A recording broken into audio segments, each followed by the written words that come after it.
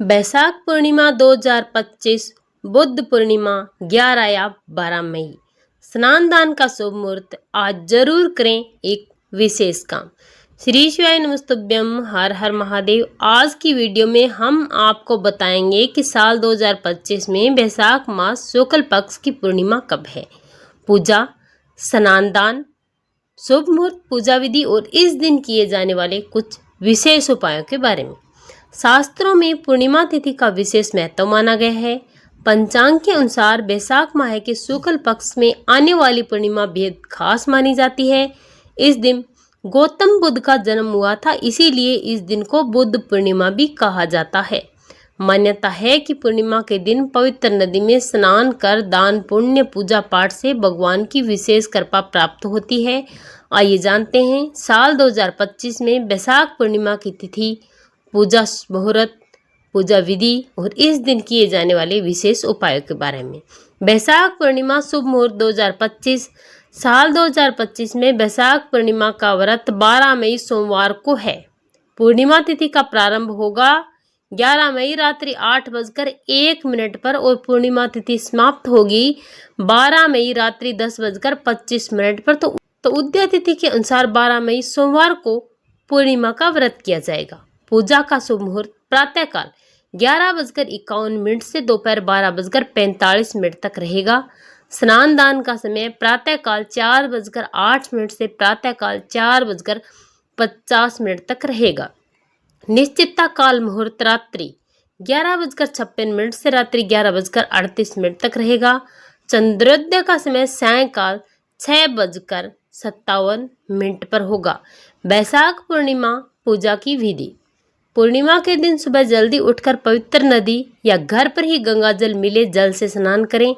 अब चौकी पर लाल कपड़ा बिछाकर भगवान विष्णु और मां लक्ष्मी की प्रतिमा स्थापित कर दीपक जलाना चाहिए। भगवान विष्णु और मां लक्ष्मी की आराधना करें। इसके बाद कनकधारा स्तोत्र और विष्णु मंत्रों का जाप करें। अब आरती कर फल खीर मिठाई का भोग लगाएं। रात्रि में चंद्रदेव को अर्घ्य देकर व्रत का पारण करें। चलिए बात करते हैं आज के उस विशेष उपाय की जो आपको जरूर करना चाहिए। चलिए बात करते हैं सबसे पहले उपाय की। अगर आपकी कोई मनोकामना पूरी नहीं हो पा रही है, काफी समय से अधूरी पड़ी है, आप परेशान हो चुके हैं, आपके जीवन में परेशानियां आपका पीछा नहीं छोड़ रही है, आपको सफलता नहीं मिल पा रही है, व्यापार नहीं चलता, कारोबार नहीं चलता, आप उपाय कर करके थक चुके हैं, हार गए हैं, तो बुद्ध पूर्णिमा का बहुत ही प्यारा सा दिन है और आपको मात्र एक चावल का आखा दाने से उपाय करना है, जिससे आपकी सारी मनोकामनाएं पूरी जरूर होगी। पूज्य गुरु जी ने अपनी अभी की शिव महापुराण की कथा में बताया, जिस दिन पूर्णिमा हो उस दिन आपको लेना है एक चावल का दाना। एक ही दाना आपको लेना है, लेकिन चावल का दाना कहीं से भी खंडित नहीं होना चाहिए। और इसी के साथ आपको लेनी है एक बेलपत्री। बेलपत्री भी कहीं से कटी फटी ना हो। इसी के साथ आपको तांबे के पात्र में अपने घर से जल भरना है। तीनों चीजों को लेकर आपको जाना है महादेव के मंदिर में शिवलिंग के पास। ये उपाय आपको पूर्णिमा के दिन सुबह से लेकर शाम तक कभी भी आप कर सकते हैं, जब भी आपको समय मिले।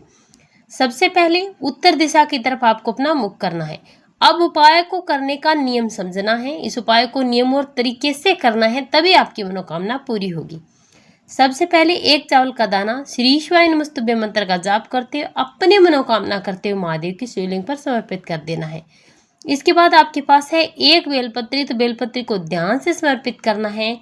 बेलपत्री जब आप समर्पित करेंगे तो बेलपत्री का डंडी वाला हिस्सा आपको अपनी तरफ करना है जहां आप बैठे हैं, और बेलपत्री की जो पत्ती वाला हिस्सा है वो आपको करना है जलाधारी की तरफ।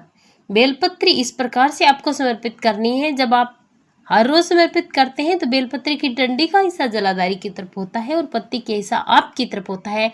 लेकिन इस बार आपको डंडी का हिस्सा अपनी तरफ, पत्ती का हिस्सा जलाधारी की तरफ और बेलपत्री का चिकरा वाला हिस्सा आपको महादेव की शिवलिंग पर अपनी मनोकामना करते हुए अपना नाम और गोत्र बोल करके समर्पित कर देना है।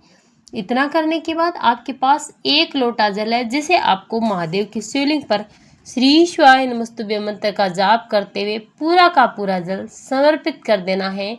पूज्य गुरु जी ने बताया कि जो भी व्यक्ति पूर्णिमा के दिन अपनी मनोकामना करके, अपनी परेशानियों को बोल करके महादेव की शिवलिंग पर एक हाका चावल का दाना समर्पित कर देता है, एक बेलपत्र और एक कलश समर्पित कर देता है जल का, उसके जीवन में समस्याएं नहीं आती, उसकी सारी मनोकामनाएं पूरी जरूर होती है। पूज्य गुरु जी ने बताया कि पूर्णिमा के दिन आपको पिंपल वृक्ष की पूजा जरूर करनी चाहिए। पिंपल वृक्ष के पेड़ की जड़ में आपको एक कलश जल समर्पित करना चाहिए और इसी के साथ आपको पिंपल के पेड़ की जड़ में एक दीपक घी का जरूर समर्पित करना चाहिए। इससे आपके घर और परिवार में कभी भी समस्याएं नहीं आती, संकट नहीं आता, आपकी मनोकामनाएं पूरी होती है और आपका परिवार हमेशा खुश रहता है। भगवान विष्णु की कृपा आप और आपके परिवार पर हमेशा बनी रहती है। श्री शिवाय नमस्तुभ्यम।